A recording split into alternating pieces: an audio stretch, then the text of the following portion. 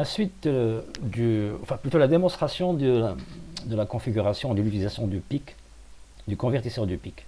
Donc là, on a une tension qui est branchée sur RE0, et puis on a branché moins VCC, moins 12 volts sur V référence moins, c'est-à-dire RA2, et plus 12 sur RA3. Donc, si j'ai 0 à l'entrée, moins 12 pardon, à l'entrée, ça me donne 0,0 à la sortie. Et quand j'ai plus 12, ça me donne le nombre maximum 3FF qui correspond à 1023. C'est le maximum sur 10 bits. On va voir la configuration. Donc, on commence par configurer RE0 en entrée, matrice B et matrice C, c'est-à-dire le port B et le port C en sortie. Ensuite, on va s'intéresser à décon 1. Donc là, c'est le ADFM, qui signifie résultat justifié à droite. Et 1000 sur des PCFG pour que RE0 soit analogique et que la tension vers référence plus soit branchée sur RA3, PA3 et vers référence moins sur PA2. On revoit ça. Le 100, c'est cette combinaison-là. Effectivement, celle-ci, on a PE0 est analogique.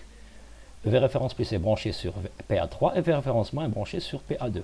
Mais ce n'est pas la seule, je peux aussi choisir celle-là. 1, 0, 1, 1. Parce que là aussi, PE0 est analogique. V référence plus et V référence moins sont branchés respectivement sur PA3 et PA2. En ce qui concerne ADFM, on va le voir juste en bas. Donc ADFM, je le mets égal à 1 pour que on ait B0 à B7 sur ADRS-L et les deux qui restent, B0, B8 et B9 sur ADRS-H. Ça c'est fait pour ADCON 1.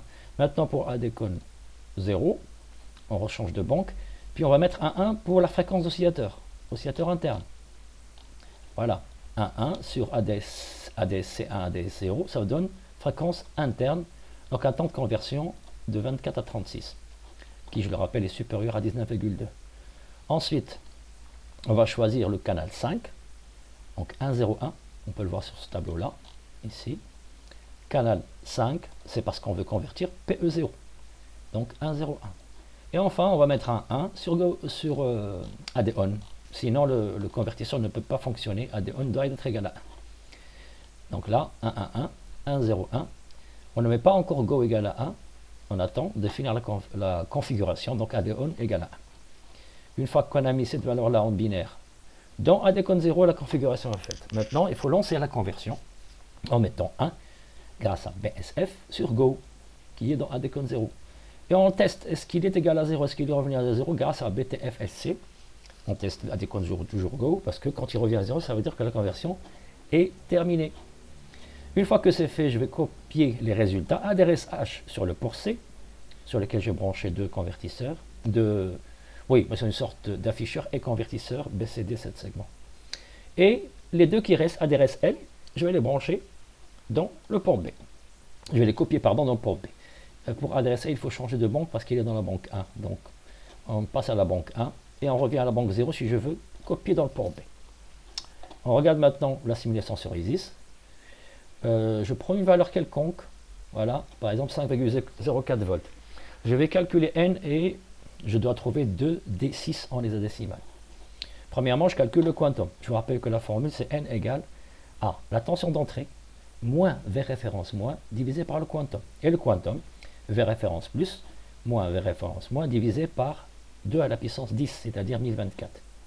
Donc je mets 12 moins 12, ça veut dire plus 12. Et voici le résultat. Je divise par 1024. Le volet le quantum, je vais le mémoriser. Maintenant, je dois calculer n en décimales. Je prends 5,04, 5,04. Je retranche moins 12, c'est-à-dire plus 12. Et je divise par le quantum. Le voici, 727. Je vais convertir 727 en hexadécimal, 727. Ça me donne 2D7. C'est à peu près, hein, on a 2D6, alors qu'on a 2D7. Pourquoi? Parce que le voltmètre n'affiche que 2 chiffres après la virgule. Donc la valeur qu'on a calculée est correcte. Merci.